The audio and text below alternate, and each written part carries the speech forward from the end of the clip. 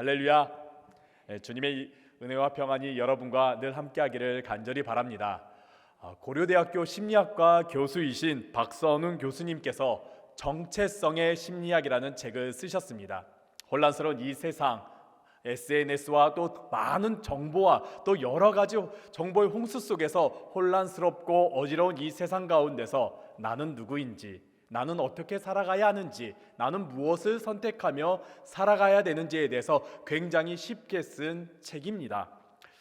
이 책에서 박선웅 교수님은 우리 인생의 주제가 무엇인지를 굉장히 중요하게 여기고 있습니다. 우리가 드라마를 보든지 영화를 보든지 90편짜리의 많은 영화 이야기가 담긴 영화를 보더라도 그 안에 주제가 무엇인지 모르면은 그 영화가 아무리 대단한 배우를 쓸지라도, 많은 돈을 들였을지라도, 좋은 환경에 만들었을지라도 그 주제를 모르면은 그 영화는 참패하고 말지요. 하물며 우리의 인생은 어떠할까요? 90분 이상의 굉장히 오랜 시간 동안 살아왔던 나의 인생의 주제는 과연 무엇일까요? 그러면서 박성훈 교수님은 정체성이 잘 형성된 사람에게는 세 가지 특징이 있다라고 말합니다. 첫 번째 특징은 영혼의 엑스레이를 가진 사람이라고 말합니다. 두 번째 특징은 자신의 목적지가 찍힌 자신의 인생의 내비게이션을 가진 사람이라고 말합니다. 세 번째는 자신의 인생의 선택권에 있어서 지침이 될 만한 매뉴얼이나 지침서를 가진 사람이다라고 말합니다. 영혼의 엑스레이를 가진 사람, 엑스레이를 찍으면 어떻습니까? 우리 내부에 어떻게 생겼는지, 우리 몸속 내부가 어떤 모양을 가지고 있는지 우리가 알게 되죠. 마찬가지로 영혼의 엑스레이를 가진 사람은 내가 무엇을 좋아하는지, 내가 어떤 것을 행복해 하는지, 내가 정말 원하는 것이 무엇인지 아는 사람이다라고 말합니다. 그리고 자신의 목적지가 찍힌 내비게이션을 가진 사람은 나의 인생이 가고자 하는 목적지, 도착점이 어디인지, 어떻게 그 길을 가는지를 알고 있는 사람이다라는 것이죠. 특별히 내가 그 목적지를 선택한 사람이다라고 말합니다. 우리는요, 인생의 이 길을요, 모두가 다 처음 가보는 그 길을 걸어갑니다. 하지만은 정체성을 잘 형성된, 잘 가진 사람은 그 목적지가 어디고 어떻게 가야 하는지를 잘 아는 사람이다라고 말합니다. 세 번째, 삶의 지침서, 매뉴얼을 가진 사람은 내가 무엇인가 판단할 때, 내가 결정할 때 나만의 기준, 나만의 가치 기준을 가진 사람을 의미하고 있습니다. 세상이라든지 다른 사람에 의해서 내가 결정하는 것이 흔들리는 것이 아니라 내가 무엇을 선택할 때마다 정확한 기준을 가지고, 가치 기준을 가지고 선택한 사람임을 말합니다. 그러면서요, 이 박선웅 교수님이 왜 정체성이 중요한지에 대해서 옷의 비유에 대해서 말하더라고요. 우리가 아무리 좋은 옷, 명품 옷, 아무리 값비싼 옷을 가졌을지라도 내 몸에 맞지 않으면은 우리는 입기가 어렵지요. 옷이 작으면은요, 입지를 못합니다. 그렇다고 해서 옷이 크면은요, 어떻습니까? 입어봤자 볼품이 없지요. 거기에다가 그 옷이 내게 정말 필요하지 않은다면은 한번 보고 그냥 더 이상 입지 않습니다. 불편하다든지 내가 보기에 싫은 옷이면은요, 눈길조차 가지 않습니다. 하지만은 나의 몸에 딱 맞고 내가 좋아하는 옷을 보면은 우리는 그 옷을 자주 입고 편안해합니다. 정체성도 마찬가지라 그러더라고요. 내가 정체성을 잘 형성하면은 내가 살아가는데 편안하고 행복하고 또 스트레스를 덜 받으며 살아간다라고 말합니다. 이렇듯 우리가 정체성을 가져야지만이 우리가 살아갈 때 참 좋다라고 말하고 있습니다. 성경에서도 하나님께서는요, 우리가 누구인지, 그리고 내가 어디로 가야 하는지, 그리고 내가 어떻게 선택해야 되는지에 대해서 자주 말씀하시곤 합니다. 특별히 나를 부르실 때에 내가 누구인지, 그리고 내가 무엇을 해야 하는지에 대해서 하나님께서 말씀하시지요.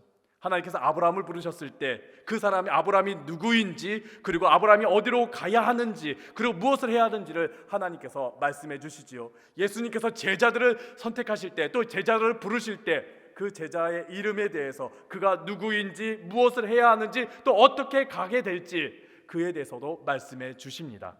하나님께서는 우리가 누구인지에 대해서 말씀을 통해서 자주 언급해 주십니다. 그리고 내가 어떤 길을 가야 하는지, 나의 길이 어떠한 길인지, 그 생명의 길이 무엇인지, 그 진리의 길이 무엇인지에 대해서 우리에게 말씀해 주시죠. 그리고 우리가 세상에 살아가면서 선택할 때, 우리가 결정할 때에 그 가치 기준이 무엇입니까? 바로 말씀. 이 말씀을 우리에게 주시면서 우리가 선택하고 결정하게끔 해주십니다.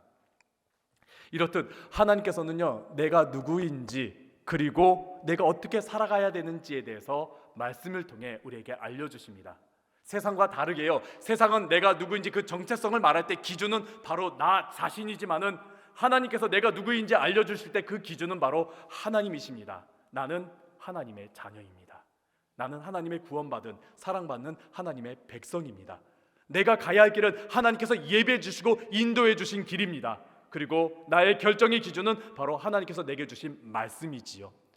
우리의 정체성, 우리의 사명의 모든 기준은 바로 하나님입니다. 사랑하는 성도 여러분, 여러분의 인생의 주제는 과연 무엇입니까?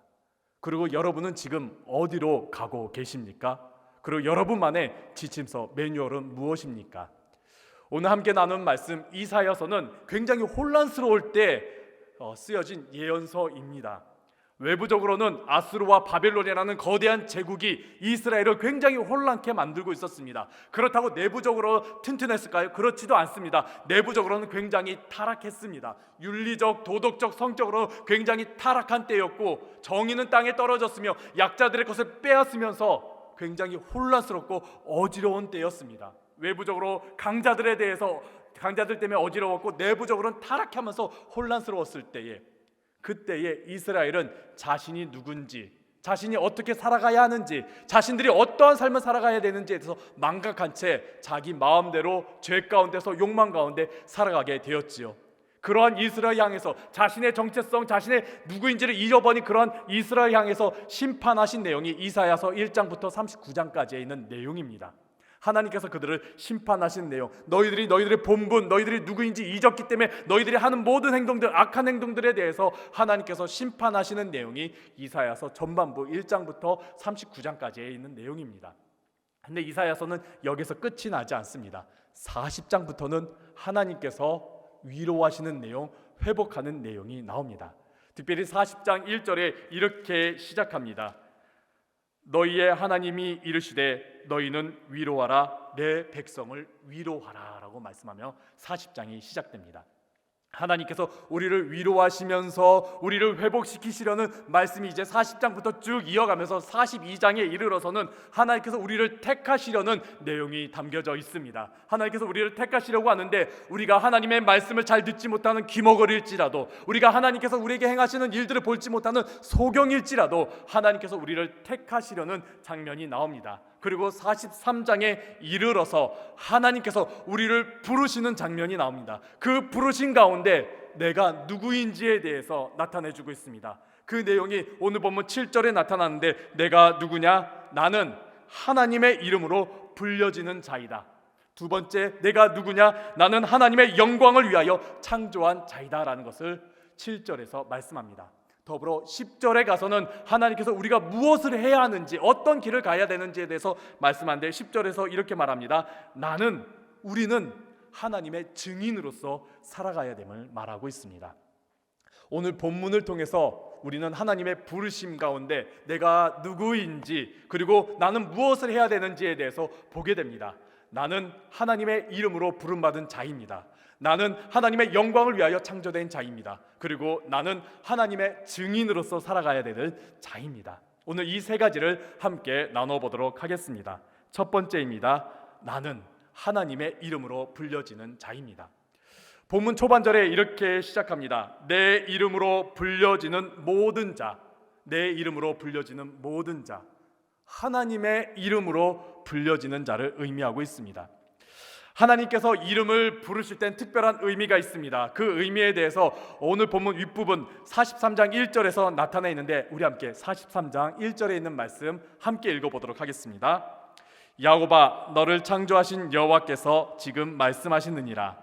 이스라엘아, 너를 지으신 이가 말씀하시느니라. 너는 두려워하지 말라. 내가 너를 구속하였고 내가 너를 지명하여 불렀나니 너는 내 것이라. 하나님께서 지명하였다. 그것은 이름을 불렀다라는 뜻을 가지고 있습니다. 하나님께서 이름을 부르신 이유는 너는 내 것이기 때문에 이름을 불렀다라는 것이죠. 내가 다른 사람의 것임을 부르지 않았는데 내가 하나님의 것이기 때문에, 하나님께 속한 자이기 때문에, 하나님의 소유이기 때문에 하나님께서 나를 불렀다라고 말씀하십니다. 그러면서 오늘 본문 7절에 가서도 이름을 부르시는데 1절과는 다르게 다른 이름을 부르십니다. 나의 이름을 부르시는 것이 아니라 하나님의 이름으로 나를 부르십니다. 내가 가진 이름 가지고 하나님께서 나를 부르시는 것이 아니라 하나님의 이름으로 나를 불렀다라는 것이지요. 우리가 불려지는 것에 따라서 나의 정체성이 형성되지요. 우리는 태어나면서부터 이름이 정해지면서 나의 정체성이 형성되고 있습니다. 내가 이름을 불려지면서 내가 누구인지, 내가 어느 집의 자녀인지, 내가 어떤 가문의 사람인지를 나타냅니다. 그러면서 성장하면서 내 이름의 옆에 하나가 더 붙지요. 직책이 붙든지, 혹은 내가 어떤 곳에 소속되어 있는 것을 붙든지, 혹은 내가 어떤 사람인지에 대해서 그 옆에 붙게 마련입니다. 과거에는 호라고 하면서 내가 어떤 특성을 가졌는지, 어떤 사람인지가 붙여지게 되지요. 그러면서 그 불려지는 것에 따라서 나의 정체성이 결정되곤 합니다. 제가 전도사일 땐 전도사의 삶을 살면서 전도사로 불려지게 됩니다. 제가 목사가 되었을 때 목사로 불려지면서 저는 목사의 삶을 살아가게 됩니다. 이렇듯 우리가 불려지는 것에 따라서 나의 정체성이 정해지고요, 나는 그렇게 살아가게 됩니다. 이렇듯 우리는 불려지는 것에 따라서 나 자신이 누구인지, 그리고 어디에 소속되어 있는지, 그리고 무엇을 하는지를 나타내지게 되지요. 하나님께서 우리를 나의 이름으로 부른 것이 아니라 하나님의 이름으로 불렀다라는 것은 나에게 하나님의 모습이 담겨져 있다, 하나님의 형상이 담겨져 있다, 나의 삶 가운데 하나님의 모습이, 하나님의 소속이 나타내져 있다는 것을 의미하고 있습니다. 그래서인지 사도 요한이 요한계시록을 쓰면서 환상 가운데 성도들을 바라보는데, 구원받은 성도들을 바라보는데 그들의 이마에 하나님의 이름이 적혀져 있다라고 요한계시록 14장 1절에 말씀하고 있습니다. 요한계시록 14장 1절에 이렇게 말씀합니다. 또 내가 보니 보라, 어린 양이 시온산에 섰고 그와 함께 14만 4천이 서 있는데 그들의 이마에는 어린 양의 이름과 그 아버지의 이름을 쓴 것이 있더라. 사도 요한이 환상 가운데 보는데 구원받은 성도들, 우리들 모든 성도들을 보는데 그들의 이마에 하나님의 이름이 있더라라는 겁니다. 하나님의 이름이 정확히 써 있다, 그것은 아니죠. 그들의 모습을 보니까 하나님의 이름이 있더라, 하나님께 속한 자이더라, 하나님의 형상이 담겨져 있더라, 하나님의 모습이 담겨져 있더라라는 것을 나타내고 있습니다. 그렇다면은 우리는 하나님의 이름으로 불려진 자라면은 우리는 어떻게 살아가야 하는 것일까요? 하나님의 이름답게 살아가야 되겠지요. 하나님의 이름이 망령되이 일컫지 않도록 우리는 살아가야 되겠지요. 우리의 삶의 모습 가운데 하나님의 이름이 더럽혀지지 않도록 우리는 살아가야 할 것입니다. 하나님이 거룩하시니 우리는 하나님의 거룩함처럼 우리 또한 거룩하게 살아가야 합니다. 그래서 사도 베드로가 우리가 거룩하게 살아가야 됨을 베드로전서 1장 15절에 말씀하고 있습니다. 우리 함께 베드로전서 1장 15절에 있는 말씀 함께 읽도록 하겠습니다. 오직 너희를 부르신 거룩한 이처럼 너희도 모든 행실에 거룩한 자가 되라. 아멘. 우리를 부르신 하나님이 거룩하심과 같이 우리 또한 거룩한 삶을 살아야 합니다. 하나님의 이름이 거룩하듯이 우리 또한 하나님의 이름으로 부르심 받은 우리 역시 거룩한 삶을 살아가야 합니다. 그렇다면 그러한 삶은 어떠한 삶일까요? 오늘 본문 가운데 나타납니다. 하나님의 영광을 위하여 살아가야 합니다. 오늘 본문 7절 중반부부터 이렇게 말씀합니다. 내가 내 영광을 위하여 창조한 자를 오게 하라. 그를 내가 지었고 그를 내가 만들었느니라. 하나님께서 우리를 창조하시고 우리를 만드신 이유는 하나님의 영광을 위하여, 우리가 하나님께 영광을 돌리기 위하여 창조되었다라고 말씀합니다. 히브리어로 영광이라는 단어는 카보드라는 단어를 사용합니다. 뜻은 영광, 명예, 위엄, 그리고 풍요도 있지만은 그 안에는 무거움이라는 의미도 담겨져 있습니다. 하나님의 영광이라는 그 단어 안에는요, 무거움이라는 이미지가 담겨져 있습니다. 하나님의 영광이 결코 가볍거나 사라지는 영광이 아니라요, 하나님의 영광은 그 안에 굉장히 중요하고 크고 넓고 무거운 의미가 담겨져 있다라는 겁니다. 그래서 우리가 하나님께 영광을 돌릴 때에 우리는 그 무게를 생각해야 한다는 것이지요. 우리가 무게를 잴 때 저울을 사용합니다. 지금은 기계식 저울이기 때문에 우리가 물건을 올려놓으면은 그게 이제 숫자로 나타내서 그 무게를 측정하는데, 과거에는 천칭이라고 해서 양팔 저울, 우리가 아마 기억나시는 분들이 있을 겁니다. 양팔 저울을 사용했습니다. 그 양팔 저울에 한쪽에 무거운 것을 두면은 그 반대쪽에 어떤 것을 두든지 무거운 쪽이 내려가고 가벼운 쪽은 올라가기 마련이지요. 무거운 것을 우리가 금방 알 수 있습니다. 무거운 것이 얼마나 큰 가치를 두는지도 이를 통해서, 양팔 저울을 통해서 우리가 알게 되지요. 이 양팔 저울의 한쪽에는 하나님의 영광을 두었고 다른 한쪽에 나의 삶을 두었을 때에 하나님의 영광이 더 무거워야 합니다. 내가 만족하는 것, 내가 기뻐하는 것, 내가 중요한 것, 그것보다 하나님의 영광이 더 무거워야 합니다. 내가 드러나기보다는, 내가 중요시 여기기보다는 그보다 하나님의 영광이 더 무거워야 한다라는 것을, 하나님의 영광의 무거움의 의미를 담겨져 나타내고 있습니다. 그래서요, 십자가가, 그 무거운 십자가가 하나님의 영광이 되는 것입니다. 십자가는요, 내가 뜻한 것이 담겨져 있지 않습니다. 하나님의 뜻하심이 담겨져 있습니다. 십자가는요, 나의 원이 담겨져 있고 내가 원하는 것이 담겨져 있는 것이 아니라 하나님께서 원하는 것이 담겨져 있습니다. 십자가는요, 내가 드러나는 것이 아니라 하나님만이 드러남이 담겨져 있지요. 그래서 십자가는 하나님의 영광이 되고, 그 십자가는 우리가 굉장히 어렵고 힘들고 고난 가운데 무겁게 느껴지지만은 그것이 바로 하나님의 영광이 됨을 우리는 알 수 있습니다. TV를 보면 종종 연예인이라든지 성공한 사람이라든지 위대한 업적을 이룬 사람이 이렇게 말하곤 하죠. 모든 것은 하나님께 영광을 돌립니다. 모든 것을 하나님께 영광을 돌립니다라는 그런 고백을 하곤 합니다. 그 고백은 저는 그리스도인입니다, 그리고 제가 이룬 모든 것은 하나님께서 하셨습니다라는 정말 귀한 고백이 담겨져 있습니다. 그 고백은 굉장히 귀합니다. 하지만요, 그렇게 고백하면서 하나님이 드러나기보다, 하나님의 일하심이 더 나타나기보다 자신이 더 나타나게 되면은 그것은 결코 하나님의 영광이 될 수가 없다라는 겁니다. 그렇게 우리가 하나님의 영광을 위하여, 하나님의 영광을 나타내기 위하여 살아갈 때 그 영광에 대한 무게감을 우리가 좀 생각해 볼 필요가 있습니다.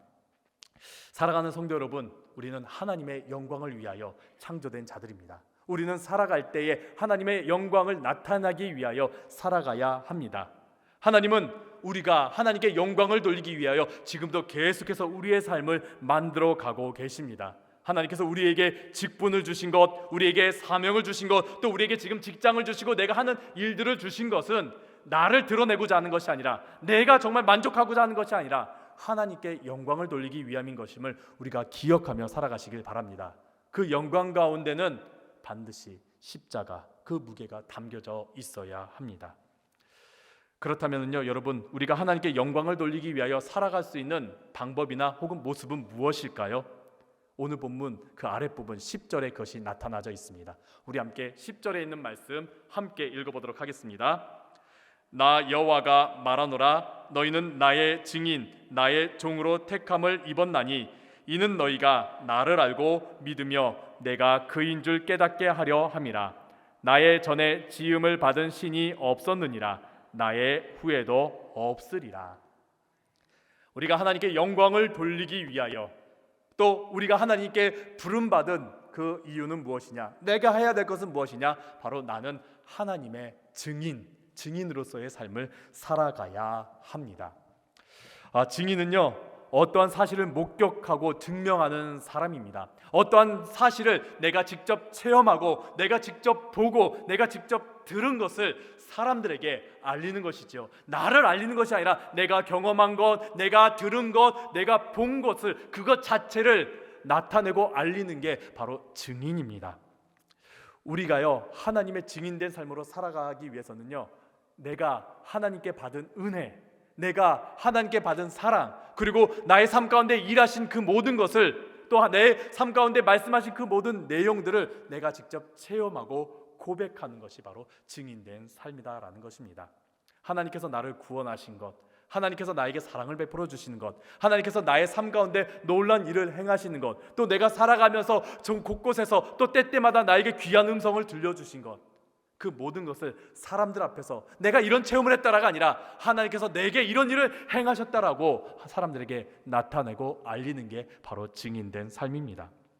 그래서 신약에서 사도 베드로는요, 우리를 하나님께서 증인으로 삼으셨고 우리는 그 증인으로서 살아가야 됨을 베드로전서 2장 9절 가운데 나타내고 있습니다. 이렇게 말씀합니다.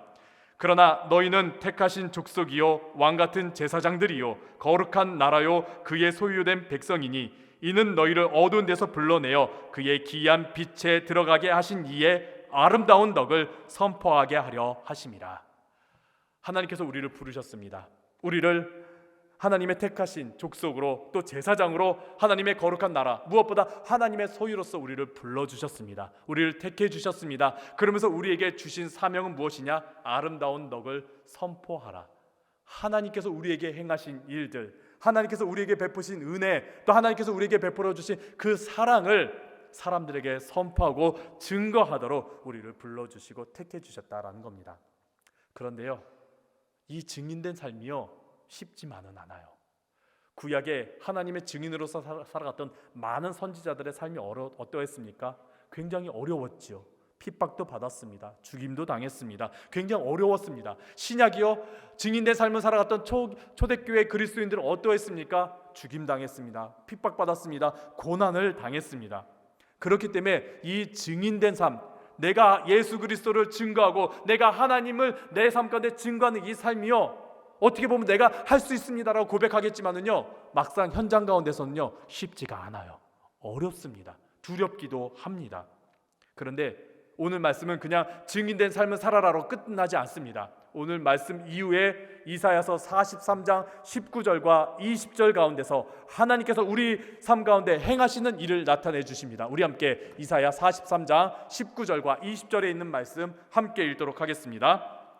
보라, 내가 새 일을 행하리니 이제 나타낼 것이라. 너희가 그것을 알지 못하겠느냐? 반드시 내가 광야의 길을, 사막에 강을 내리니 장차 들짐승 곧 승냥이와 타조도 나를 존경할 것은 내가 광야의 물을, 사막의 강들을 내어 내 백성 내가 택한 자에게 마시게 할 것입니다. 아멘.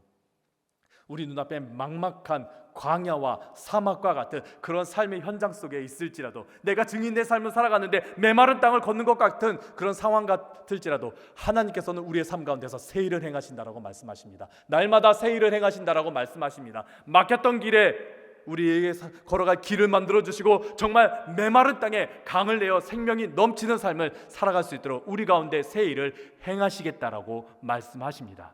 그 가운데서 우리는 하나님께 영광 돌리며 증인된 삶을 살아가면 되는 것이지요.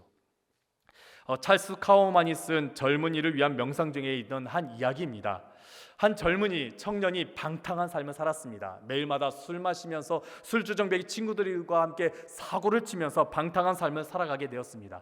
근데 그런 삶 가운데서 하나님께서 그를 택하시고 그를 불러주셔서 그 청년은 하나님께 나와 회개하고서 방탕한 삶을 청산하고 새로운 삶을 살기 시작했습니다. 그 청년은 길거리에 가로등을 관리하는 일을 하면서 살기 시작했습니다. 밤이 되면 가로등에 있는 불을 켰고요, 또 새벽이 되면 그 가로등에 있는 불을 끄면서 살아갔습니다. 그렇게 살아가던 중 과거에 그 술주정뱅이 친구들이 그 청년을 찾아왔습니다. 그러면서 비아냥거리면서 이렇게 말합니다. 야, 너 예수 믿는다며? 너 예수 믿는다며? 그래, 살만하냐? 예수 믿으니까 좋냐? 그러면서 비아냥거리면서 묻기 시작했습니다. 그러자 청년이 현재 자신이 하고 있는 그 가로등을 관리하는 일을 말하면서 자신의 삶 가운데 베푸신 하나님의 은혜를 나타내기 시작했습니다. 그 청년이 이렇게 말합니다. 난 매일 새벽녘 가로등을 끌 때마다 뒤를 돌아다봐. 불이 꺼진 그 어둠을 보면 나의 과거의 모습을 보는 것 같아. 하지만은 아직 꺼지지 않은 앞에 있는 그 가로등을 보면은 내가 앞으로의 삶이 빛나고 있음을, 그 길이 보임을 내가 보면서 희망을 가져. 그것이 나의 미래의 모습이기 때문에 그래. 나는 그렇게 길을 걸으면서 살아가고 있다네.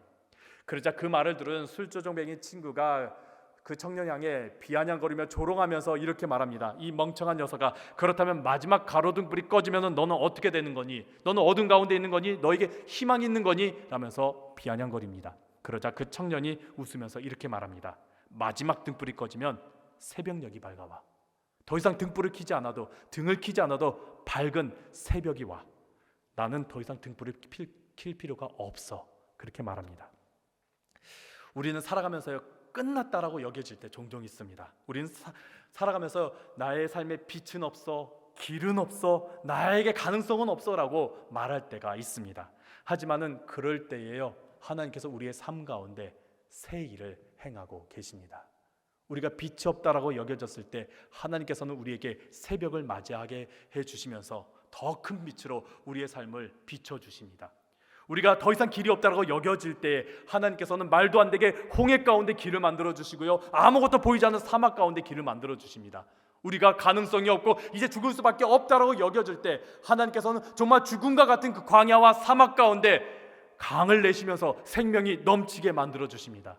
하나님은 그런 역사를 우리에게 일으켜 주십니다. 그런 새 일을 우리의 삶 가운데 나타내 주십니다. 우리가 두렵고 우리가 무섭고 우리가 못할 것 같아 여겨질 때에 하나님께서 우리 가운데 새 일을 행하시면서 우리가 하나님의 증인된 삶을 살아갈 수 있도록 우리를 이끌어 주시고 역사하고 계십니다. 그렇게 살아가는 성도 여러분, 하나님의 이 부르심, 내가 누구인지 또 내가 어떻게 살아가야 되는지에 대한 이 부르심을 기억하면서 순종하면서 살아가는 여러분들 되시기를 간절히 바랍니다. 하나님께서는 우리를 그리스도인으로, 하나님의 자녀로, 하나님의 백성으로 불러주셨습니다. 그러면서 우리에게 직분을 주시고 또 우리에게 사명을 주시고 우리에게 직장을 주시면서 우리를 불러주셨습니다. 그 사명 기억하시면서 살아가시길 간절히 바랍니다. 하나님은 하나님의 이름으로 우리를 불러주셨습니다. 내 안에는요, 하나님의 모습이 담겨져 있습니다. 그리고 하나님은요, 내가 하나님의 영광을 위하여 살기를 원하시고 계십니다. 나는 나의 원대로, 나의 뜻대로, 나의 계획대로 살아가는 것이 아니라 하나님의 뜻대로, 하나님의 원하심대로 하나님께서 가야 할 길, 우리에게 주신 그 십자가를 우리에게 주시며 하나님께 영광 돌리며 살아가라고 말씀하십니다. 더불어 우리는 하나님의 증인된 삶으로 살라고 우리를 불러주셨습니다. 그 부르심을 우리가 기억하시면서 그 부르심을 순종하며 살아갈 때 내 안에, 나의 삶 안에 새 일을 행하시는 하나님을 소망하시고 기대하시며 살아가는 여러분들 되시기를 간절히 바랍니다.